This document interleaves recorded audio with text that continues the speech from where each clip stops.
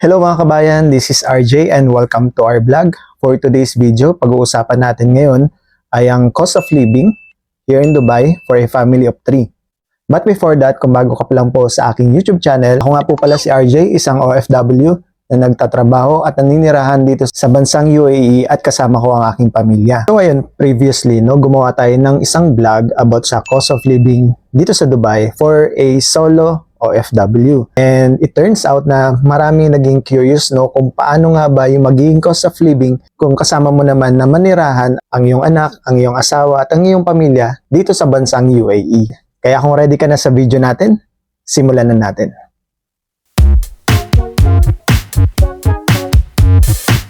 So ayun, before anything else, disclaimer po muna. Itong isi-share natin ay based lamang po on our experience, and ang average expenses na i-discuss natin dito ay para sa isang pamilya na may isang anak.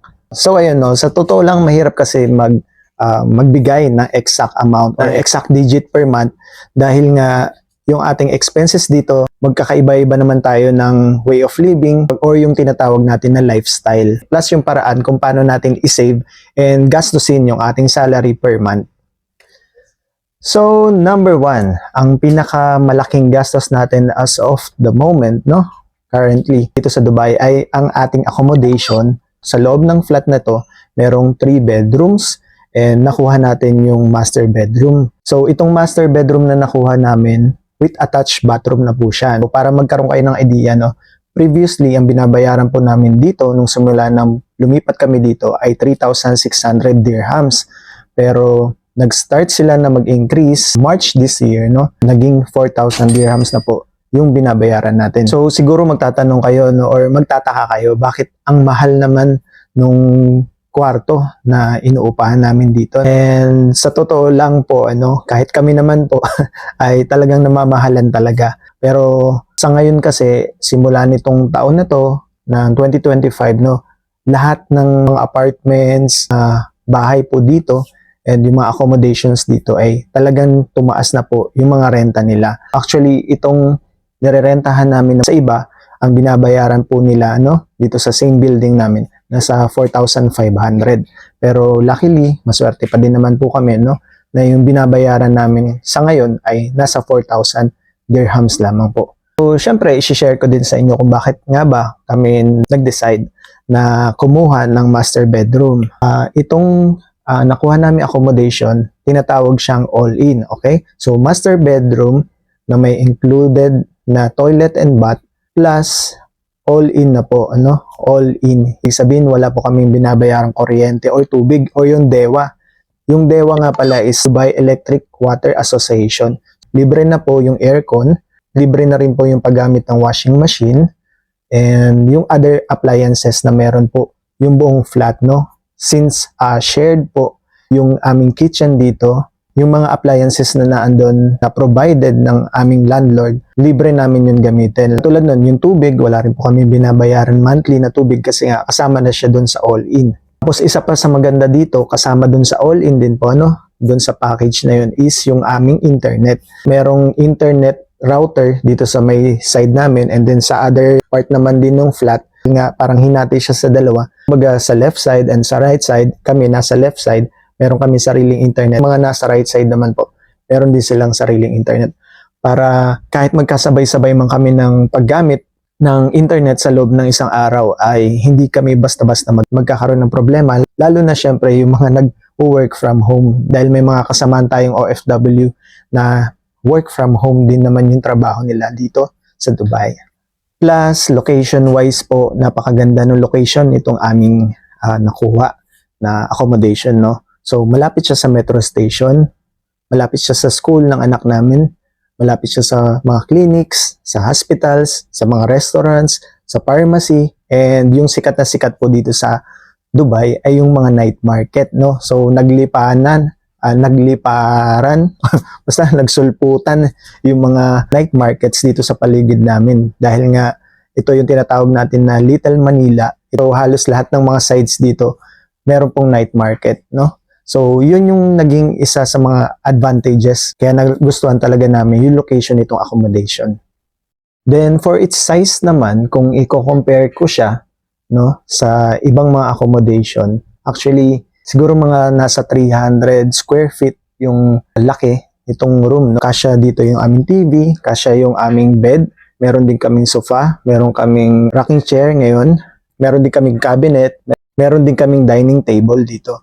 Sa ngayon, masasabi ko na sulit naman yung bayad na 4,000 dirhams, no? Especially yung toilet. So, anytime na kailanganin ng isa sa amin na magpumunta ng banyo, hindi kami makikipag-agawan. Isa sa mga reality na nangyayari dito sa Dubai, actually, mahirap talaga na makakuha na may sarili kang toilet sa loob ng kwarto mo. Kasi nga, madalas dito ang nangyayari ay by scheduling, no, by schedule yung paggamit ng toilet dahil nga sa dami ng tao na naninirahan sa isang flat. So hinahati-hati nila kung anong oras ka pwedeng gumamit at hindi pwedeng gumamit ng banyo. So maswerte na kami dahil itong nakuha namin maluwag siya, no, comfortable siya tirahan.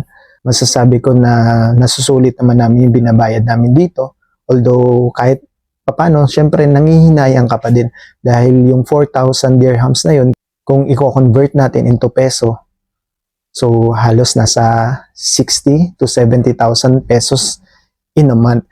So yun, kung i-compare ko siya sa studio, ang isang studio unit dito sa Dubai, nagko-cost siya from 44,000 to 48,500. Mga ganun yung price range niya, no? In a month, ang babayaran mo doon ay usually nasa 3,600 to 4,000 dirhams. Wala pa po yung tinatawag natin dewa, okay? So, renta pa lang yun ng buong unit. 3,600 to 4,000 dirhams. Renta pa lang yun ng unit, okay?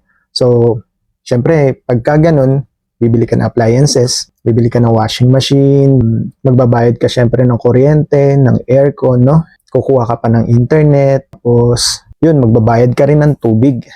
Yun nga, katulad ng sabi ko, magbabayad ka sa dewa dahil nga hindi siya kasama, no. Yun po ay kapag ka maninirahan ka sa isang studio unit, no. So, kino-compare ko lang siya para at least magkaroon kayo ng idea at medyo maliwanagan lang din tayo kung bakit nag-decide kami na kumuha ng isang master bedroom. Dahil, so again, i-share ko lang din, no. Pero na-share ko na din naman ito sa mga previous vlogs natin. Meron naman mga murang partition. Yun nga, yung mga tinatawag nating partitions, no? Yung loft type na partition. Nakatira din kami sa ganung klase ng partition for siguro more than 6 months. Simula nang dumating yung mag-ina ko, no? Binabayaran namin doon ay nasa 2,200. Yun lang, ang medyo risk nga yun, katulad na nangyayari po ngayon, napatanggal na nila yung mga partitions, no? Nagkaroon kasi ng mga baladiya na tinatawag natin baladiya nung mga nakarang araw. So, medyo risky yun actually, lalo na kapag meron tayong anak, no? Sa totoo lang, ayaw natin maging traumatic experience yung paninirahan nila dito sa abroad, di ba? Kaya naman natin sila dinala dito dahil syempre gusto nating mamuhay din sila ng comfortable. Diba? As much as possible, yun naman talaga din yung goals ng mga magulang, no? Na makuha yung kanilang mga anak, makasama natin na manirahan dito sa abroad. Pero, syempre, gusto din naman natin na hindi sila nahihirapan. So, nung time na naka-loft type kami, no, meron naman siyang balcony yung nakuha namin partition dati. Kaso, yun nga, ang problema, yung ventilation. So, kapag ka mainit, sobrang init dito sa Dubai, lalo na kapag ka summer, laban yung init, yung lamig sa loob ng partition. Siguro, every week or 2 weeks, nagkakaroon kami ng sipon or sakit dahil nga sa condition ng bahay or nung room na tinitirahan namin.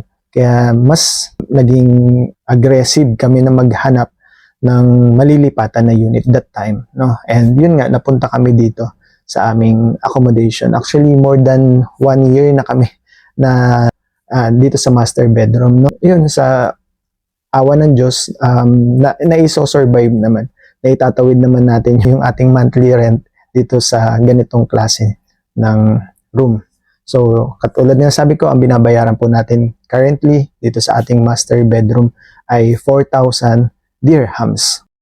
So, number 2 sa ating listahan ay ang transportation. So, kaming mag-asawa ay full-time OFW. So, ibig sabihin, dalawa kami na gumagamit ng transportation. So sa budget namin per month, actually ang expenses namin dito ay usually nasa 500 to 750.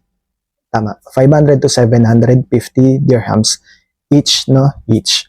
So kami mag-asawa, kung ita-times 2 mo yun, nasa 1,000 to 1,500 per month. Okay? So sa ngayon kasi wala pang provided na transportation yung aming company or yung aming hospital na pinagtatrabahuan.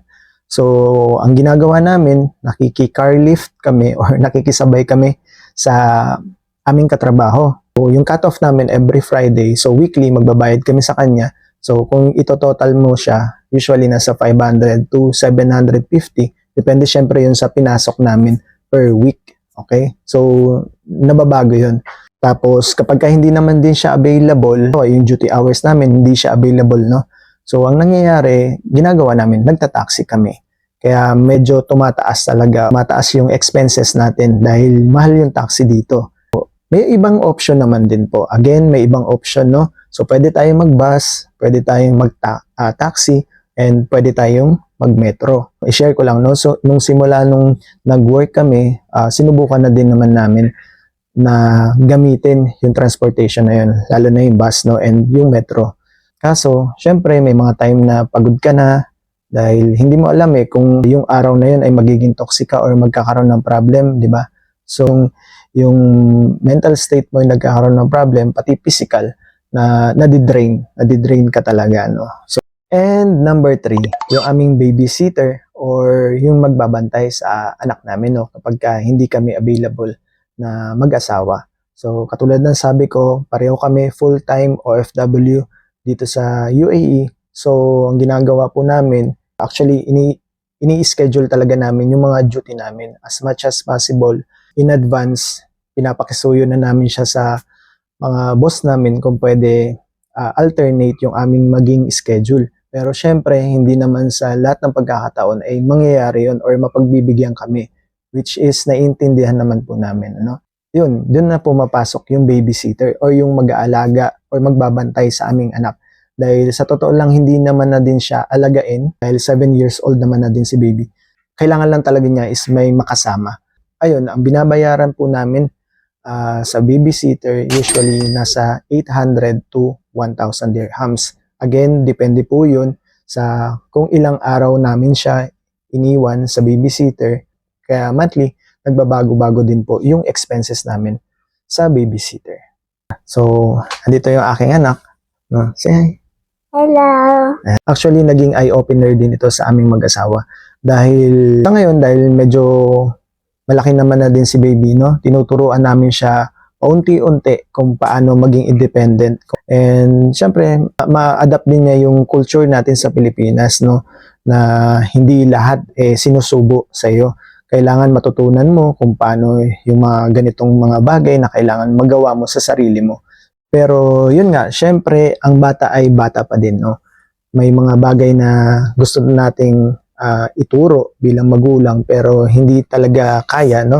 Kaya yun, kailangan intindihin na lang din and kailangan gawan natin ng paraan as parents. And ayun, yung ating number 4 sa ating listahan ay yung school fees or yung tuition fees. Okay. So sa ngayon, ang binabayaran namin ng tuition fee monthly para sa anak namin ay nasa 550 dirhams per month. Okay? So nasa grade 1 na po siya and yun yung binabayaran namin per month.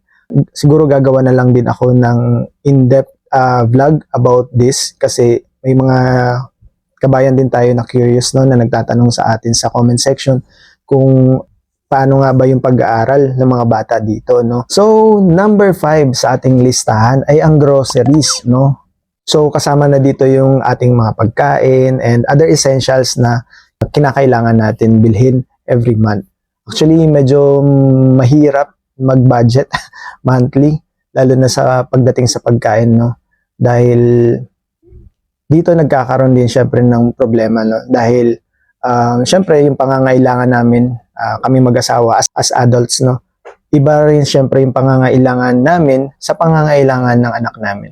So, merong mga bagay na gustuhin man namin na i-budget, no, pero dahil syempre may anak kami, minsan mas pinaprioritize natin syempre yung pangangailangan niya. So yung allotted na budget natin para sa groceries ay nasa 1,000 to 2,000 dirhams per month, okay? Kasama na dito yung groceries, yung ating pagkain, yung ating mga dine-in, take-out, and deliveries, saka yung mga essentials na katulad ng mga sabon, mga shampoos, and other things na kinakailangan natin monthly.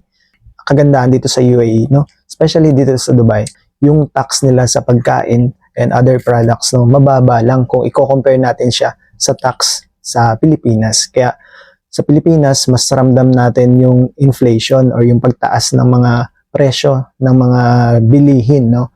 Unlike dito sa Dubai, minsan since dirhams naman din yung ginagamit natin, napakamura po ng mga gulay, mga karne, tapos ng mga seafoods, no? And yung mga shampoo, yung mga sabon, yung mga toothpaste na yan, sobrang lalaki po ng mga products na binibenta nila dito. Kaya yung ibang mga OFW natin, sa totoo lang, nagiging tinitake advantage to, no?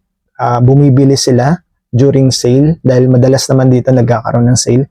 So bumibili sila ng ilang piraso, magamit nila personally, and syempre maipadala nila sa Pilipinas. So yun yung ginagawa and diskarte ng mga OFW. So yung ating number 6 sa ating listahan ay yung ating load. Actually dito ang ginagastos natin ay nasa 50 dirhams per month. Okay? So sa 50 dirhams per month na yun, ito po ay postpaid, okay? Wala naman tayong prepaid plan na kinuha, so nakakatipid tayo. And ito ay good for 30 days na. So meron tayong 1 GB na data every day, and then meron itong 75 international minutes call. Sa ngayon, meron akong 1 GB, hindi ko pa nagagamit ngayong araw na to, no? And then meron akong remaining international or local minutes call na pwede kong gamitin. So itong 50 dirhams na to, na 1 GB, actually sapat na dahil ginagamit ko lang naman siya in between kapag uuwi ako galing sa trabaho and papunta ako ng bahay, no? Pauwi ako ng bahay. So in between dun sa travel period ko, habang nasa sasakyan ako, at least namo-monitor ko yung anak ko, yung family ko, din sa aming CCTV. And syempre kapag day off ka naman, hindi mo talaga siya nagagamit at all. So ayun, no, kung mapapansin nyo po, wala akong binabayarang insurance. Dahil yung insurance po namin ay binabayaran naman po per month ng aming company. So ayun, matatapos na tayo mga kabayan, no? So i-total na natin yung ating monthly expenses, no? So for a family of 3 na nandito sa Dubai, naninirahan dito sa Dubai, no? Unahin natin yung rent, nasa 4,000 dirhams, okay? Pangalawa natin ay yung transportation, nasa 1,500 dirhams. Dalawa na po kami dito mag-asawa, okay? Yung babysitter, katulad ng sabi ko, nasa 800.